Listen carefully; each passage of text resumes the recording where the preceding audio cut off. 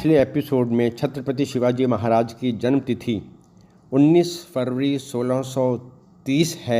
मैंने भूलवश उसे 19 फरवरी 1627 बोला है। भूल के लिए क्षमा करिएगा।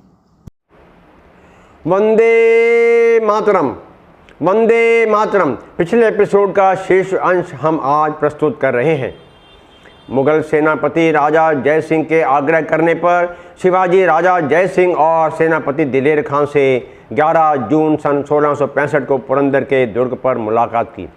स्थितियों को भांपते हुए संधि की व जीते हुए 23 दुर्ग मुगल बादशाह को वापस कर दिए और शिवाजी कुछ समय के लिए शांत रहे।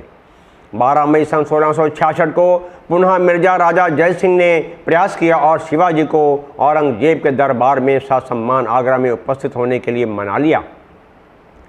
शिवाजी जिस प्रकार पुरंदर के किले में मिर्जा राजा जय सिंह से मिले थे, उसी प्रकार पुनः औरंगजेब से मिलने के लिए अपने लगभग 300 अश्वारोहियों के साथ आगरा पहुंच गए।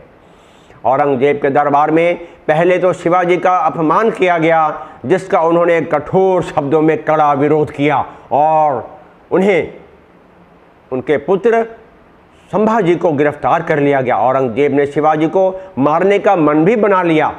शिवाजी अपनी कूटनीतिक चाल से 19 अगस्त सन 1666 को स्वयं व पुत्र संभाजी 2 अलग अलग फलों और मिठाई के टोकरों में बैठकर भारी पहरेदारी के बावजूद किले से बाहर निकल गए और रामगढ़ में राजा राजमाता जीजाबाई के समक्ष उपस्थित हो गए। औरंगजेब को जब शिवाजी और उनके पुत्र संभाजी के जेल से निकल जाने की खबर लगी तो औरंगजेब छटपटाने लगा कि आज दक्षिण भारत का सबसे बड़ा दुश्मन उसके जेल से कूटनीतिक चाल से निकल गया है। औरंगजेब ने जब अब यह मान लिया था कि जीवन पर्यंत शिवाजी उसके हाथ आने वाले नहीं हैं और ना ही वह किसी प्रकार का ढोंग या छलावा कर पुनः शिवाजी को अपने दरबार में आमंत्रित ही कर पाएगा। अब खींचते खींचते हुए औरंगजेब ने हिंदुओं पर अत्याचार प्रारंभ कर दिए और हिंदुओं के विद्यालयों, मंदिरों, हिंदुओं के अनुष्ठान, आयोजनों, प्रवचनों पर पूरी तरह से पाबंदियां लगा दी थी। औरंगजेब का जब इतने जुल्म सितम से भी जी नहीं भरा तो उसने काशी के विश्वनाथ मंदिर को तोड़वा दिया। मथुरा में भगवान श्री कृष्ण जी की जन्मभूमि को भी तोड़ दिया और इन स्थानों पर मस्जिदों का निर्माण करवा दिया। आज जो लोग मथुरा में भगवान श्री कृष्ण मंदिर के विरोध में खड़े हैं, विरोध करते हैं, उन सभी से मैं ये कहना चाहता हूं, कृपया इतिहास के पन्ने पलटने का कोशिश करें। तब आपको यह ज्ञात होगा कि विदेशी मुस्लिम आक्रांताओं ने भारतवर्ष में कितने मंदिर ध्वस्त करके किए और वहाँ पे कितनी मस्जिदों का निर्माण करवाया था। अब शिवाजी ने अपनी सैन्य शक्ति को बढ़ाने और तराशने में कुछ समय दिया। फिर वह हिंदू राज्य को जो कि उनके अंतःमन की और विशेष रूप से राजमाता जीजाबाई की प्रबल इच्छा थी, उसको कायम करने में अपनी पूरी ऊर्जा को झोंक दिया। इस बीच शिवाजी की सैन्य शक्ति काफ़ी बढ़ चुकी थी तथा बीजापुर व गोलकुंडा के सुल्तानों ने भी शिवाजी को राजस्व वार्षिक रूप में देना भी स्वीकार कर लिया था। सन 1670 में शिवाजी भवानी बनकर मुगलों पर टूट पड़े और फरवरी सन 1670 में सिंहगढ़ का किला मुगलों से जीत लिया। घमासान युद्ध हुआ और इस किले को जीतने के लिए शिवाजी के अप्रतिम सेनापति तानाजी की ने अद्भुत वीरता दर्शाई और वीर गति को प्राप्त हो गए। शिवाजी का विजय पराक्रम जारी रहा और उन्होंने 1671 में सलहेर का किला फतेह किया, अद्भुत पराक्रम दिखाया व विजय पताका फहराई। वह दिन भी आ गया जो कि राजमाता जीजाबाई ने अपने मन में संजोया हुआ था। 6 जून सन 1674 को स्वतंत्र मराठा क्षत्रिय राज्य की घोषणा की गई और छत्रपति शिवाजी महाराज को रायगढ़ के किले में राज तिलक किया गया। भारतवर्ष के सप्तगंगाओं का जल, समस्त सागर तथा पवित्र क्षेत्रों के तीर्थों का जल लाकर शिवाजी का अभिषेक किया गया। शिवाजी महाराज सिंहासन पर विराजमान हुए और कोटि कोटि कंठों से ध्वनि गूंजी, छत्रपति शिवाजी महाराज की जय, छत्रपति शिवाजी महाराज की जय, छत्रपति शिवाजी महाराज की जय हो। तपस्या, शुचिता, ज्ञान और वैराग्य के प्रतीक भगवा रंग को शिवाजी ने अपने राज्य का ध्वज निर्धारित किया। शिवाजी महाराज ने राष्ट्र और धर्म के प्रति पूरी श्रद्धा से समर्पित होकर मुस्लिम शासकों के अत्याचार, नरसंहार, धर्मांतरण, मंदिरों के ध्वस्तीकरण के विरोध में जो राष्ट्रीय अभियान प्रारंभ किया था वह युगों युगों तक याद किया जाता रहेगा।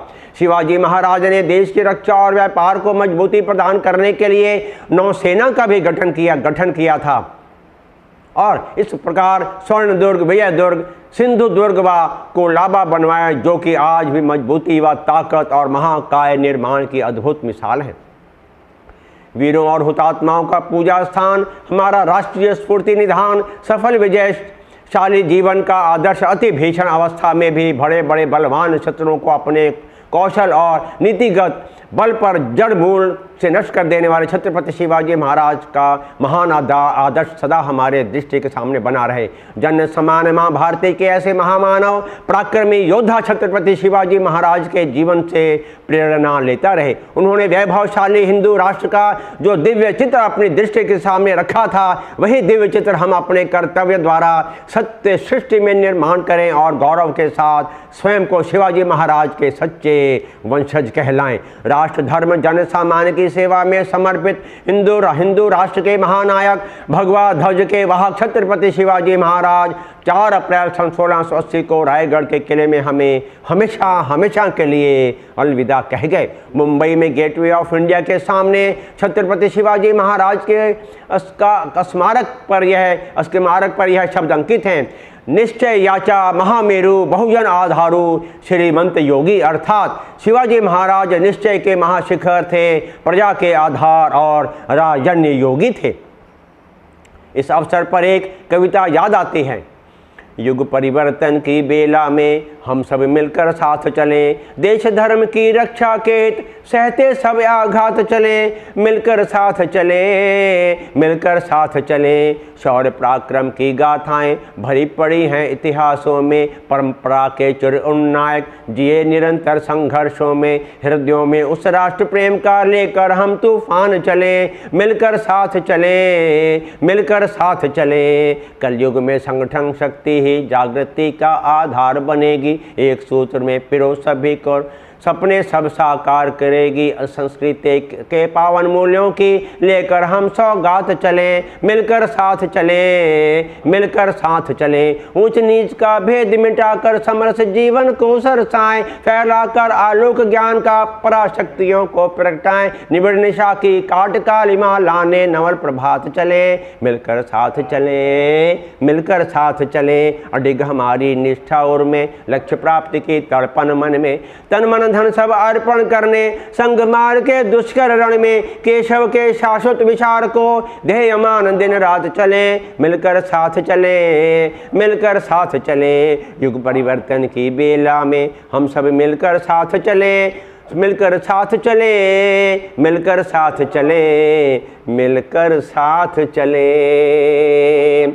मेरे प्यारे देशवासियों, मैं आशा करता हूँ आपको यह एपिसोड अवश्य पसंद आया होगा। कृपया इस एपिसोड को अवश्य सुनिएगा और इसे घर घर तक पहुँचे। हमारा इतिहास, हमारा पराक्रम और हम वीर योद्धाओं की गाथाओं को घर घर तक पहुँचाएं। जय हिंद।